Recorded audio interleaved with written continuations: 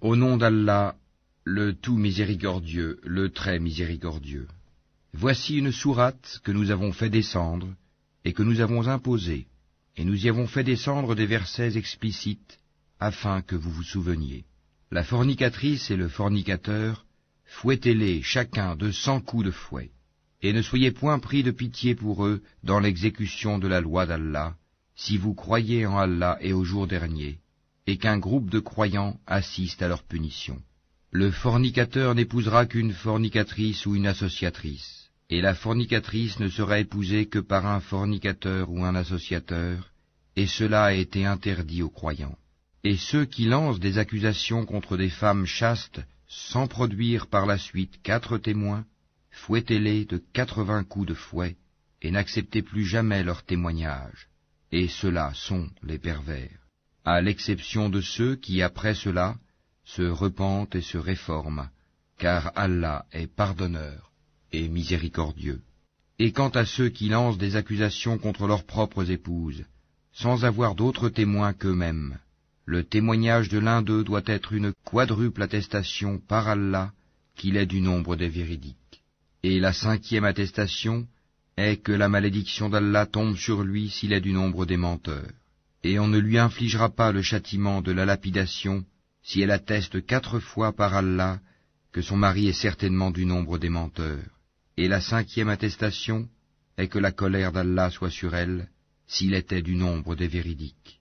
Et n'était la grâce d'Allah sur vous et sa miséricorde? Allah est grand, accueillant au repentir, et sage. Ceux qui sont venus avec la calomnie sont un groupe d'entre vous. Ne pensez pas que c'est un mal pour vous, mais plutôt c'est un bien pour vous. À chacun d'eux ce qu'il s'est acquis comme péché. Celui d'entre eux qui s'est chargé de la plus grande part aura un énorme châtiment. Pourquoi, lorsque vous l'avez entendu, cette calomnie, les croyants et les croyantes n'ont-ils pas en eux-mêmes conjecturé favorablement, et n'ont-ils pas dit « c'est une calomnie évidente ». Pourquoi n'ont-ils pas produit, à l'appui de leurs accusations, 4 témoins? S'ils ne produisent pas de témoins, alors ce sont eux, auprès d'Allah, les menteurs.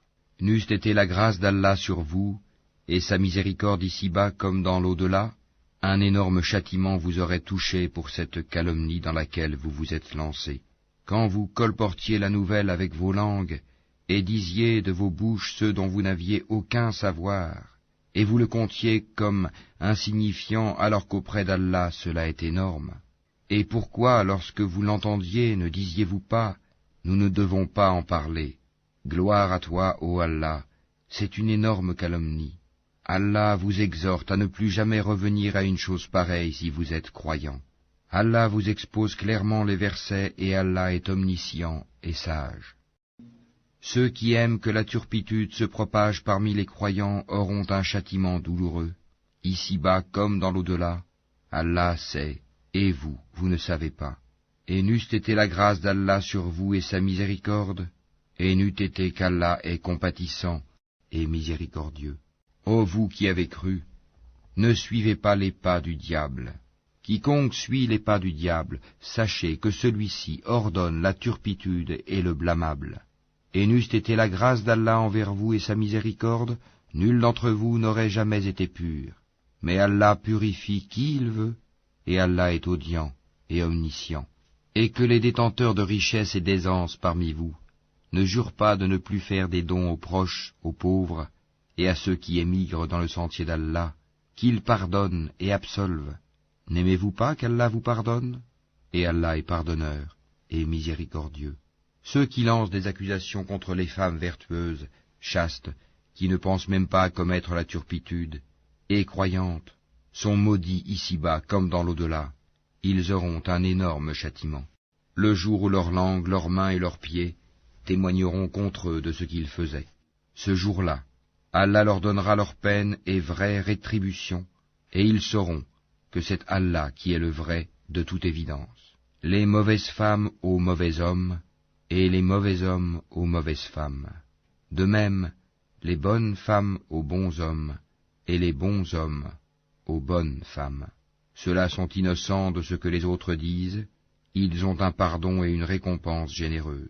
Ô vous qui croyez, N'entrez pas dans des maisons autres que les vôtres avant de demander la permission d'une façon délicate et de saluer leurs habitants.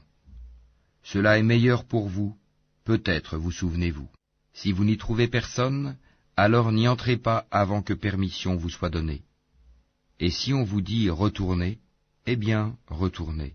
Cela est plus pur pour vous, et Allah de ce que vous faites est omniscient. Nul grief contre vous à entrer dans des maisons inhabitées où se trouve un bien pour vous. Allah sait ce que vous divulguez et ce que vous cachez. Dis aux croyants de baisser leur regard et de garder leur chasteté, c'est plus pur pour eux. Allah est certes parfaitement connaisseur de ce qu'ils font.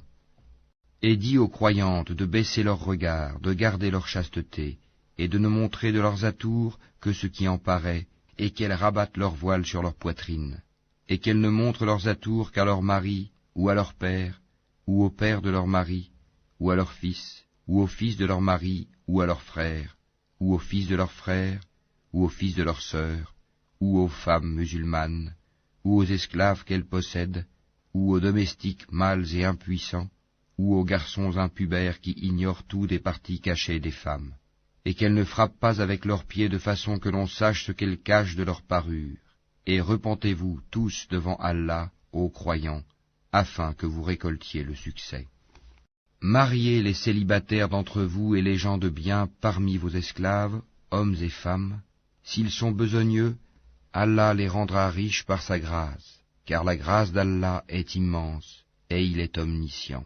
Et que ceux qui n'ont pas de quoi se marier cherchent à rester chastes jusqu'à ce qu'Allah les enrichisse par sa grâce. Ceux de vos esclaves qui cherchent un contrat d'affranchissement, concluez ce contrat avec eux si vous reconnaissez du bien en eux, et donnez-leur des biens d'Allah qu'il vous a accordés. Et dans vos recherches des profits passagers de la vie présente, ne contraignez pas vos femmes esclaves à la prostitution, si elles veulent rester chastes. Si on les y contraint, Allah leur accorde, après qu'elles aient été contraintes, son pardon et sa miséricorde. Nous avons effectivement fait descendre vers vous des versets clairs, donnant une parabole de ceux qui ont vécu avant vous, et une exhortation pour les pieux. Allah est la lumière des cieux et de la terre. Sa lumière est semblable à une niche où se trouve une lampe. La lampe est dans un récipient de cristal, et celui-ci ressemble à un astre de grand éclat. Son combustible vient d'un arbre béni, un olivier ni oriental ni occidental, dont l'huile semble éclairer sans même que le feu la touche. Lumière sur lumière, Allah guide vers sa lumière qui il veut. Allah propose aux hommes des paraboles, et Allah est omniscient. Dans des maisons, des mosquées qu'Allah a permis que l'on élève, et où son nom est invoqué, le glorifie en elles matin et après-midi. Des hommes que ni le négoce ni le troc ne distrait de l'invocation d'Allah, de l'accomplissement de la salate et de l'acquittement de la zakat, et qui redoutent un jour où les cœurs seront bouleversés, ainsi que les regards, afin qu'Allah les récompense de la meilleure façon pour ce qu'ils ont fait de bien, et il leur ajoutera de sa grâce. Allah attribue à qui il veut sans compter. Quant à ceux qui ont mécru, leurs actions sont comme un mirage dans une plaine désertique que l'assoiffé prend pour de l'eau, puis quand il y arrive, il s'aperçoit que ce n'était rien, mais y trouve Allah qui lui règle son compte en entier, car Allah est prompt à compter. Les actions des mécréants sont encore semblables à des ténèbres sur une mer profonde. Des vagues la recouvrent, vagues au-dessus desquelles s'élèvent d'autres vagues, sur lesquelles il y a d'épais nuages, ténèbres entassées les unes au-dessus des autres. Quand quelqu'un étend la main, il ne la distingue presque pas. Celui qu'Allah prive de lumière n'a aucune lumière. N'as-tu pas vu qu'Allah est glorifié par tous ceux qui sont dans les cieux et la terre, ainsi que par les oiseaux déployant leurs ailes? Chacun, certes, a appris sa façon de l'adorer et de le glorifier. Allah sait parfaitement ce qu'ils font. C'est à Allah qu'appartient la royauté des cieux et de la terre, et vers Allah sera le retour final. N'as-tu pas vu qu'Allah pousse les nuages? Ensuite, il les réunit et il en fait un amas, et tu vois la pluie sortir de son sein, et il fait descendre du ciel de la grêle provenant des nuages, comparable à des montagnes. Il en frappe qui il veut, et l'écarte de qui il veut. Peu s'en faut que l'éclat de son éclair ne ravisse la vue. Allah fait alterner la nuit et le jour, Il y a là un sujet de réflexion pour ceux qui ont des yeux. Et Allah a créé d'eau tout animal. Il y en a qui marchent sur le ventre, d'autres qui marchent sur 2 pattes, et d'autres encore marchent sur 4. Allah crée ce qu'il veut, et Allah est omnipotent. Nous avons certes fait descendre des versets explicites, et Allah guide qui il veut vers un droit chemin. Et ils disent, nous croyons en Allah et aux messagers et nous obéissons. Puis après cela, une partie d'entre eux fait volte-face. Ce ne sont point ceux-là les croyants. Et quand on les appelle vers Allah et son messager pour que celui-ci juge parmi eux, voilà que quelques-uns d'entre eux s'éloignent. Mais s'ils ont le droit en leur faveur, ils viennent à lui soumis. Y a-t-il une maladie dans leur cœur? Ou doutent-ils? Ou craignent-ils qu'Allah les opprime ainsi que son messager? Non, mais ce sont eux les injustes.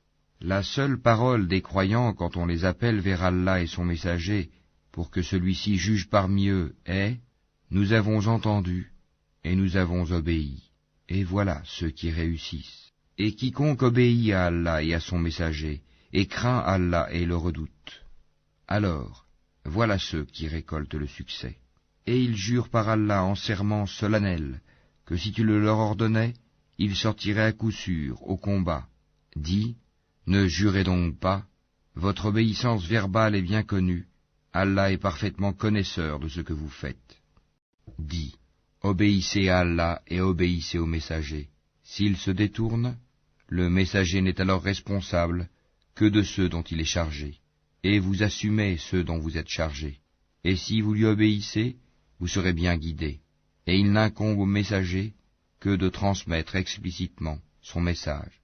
Allah a promis à ceux d'entre vous qui ont cru et fait les bonnes œuvres, qu'il leur donnerait la succession sur terre, comme il l'a donné à ceux qui les ont précédés. Il donnerait force et suprématie à leur religion qu'il a agréée pour eux. Il leur changerait leur ancienne peur en sécurité.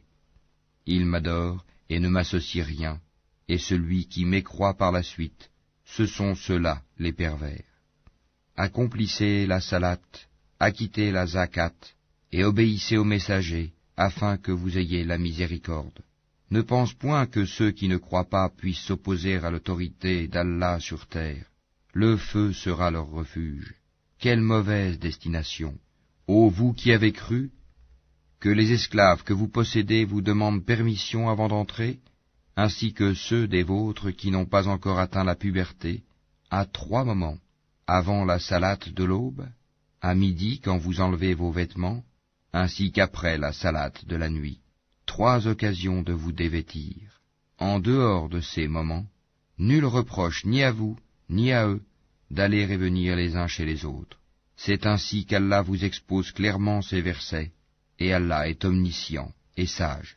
Et quand les enfants parmi vous atteignent la puberté, qu'ils demandent permission avant d'entrer, comme font leurs aînés, c'est ainsi qu'Allah vous expose clairement ces versets, et Allah est omniscient et sage. Et quant aux femmes atteintes par la ménopause, qui n'espèrent plus le mariage, nul reproche à elles d'enlever leurs vêtements de sortie, sans cependant exhiber leurs atours, et si elles cherchent la chasteté, c'est mieux pour elles. Allah est audient et omniscient.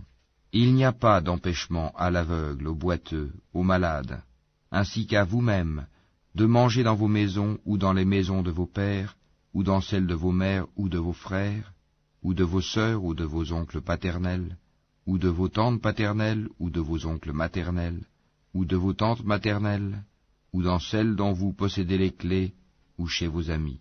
Nul empêchement à vous, non plus de manger ensemble ou séparément. Quand donc vous entrez dans des maisons, adressez-vous mutuellement des salutations venant d'Allah, bénies et agréables. C'est ainsi qu'Allah vous expose ces versets, afin que vous compreniez.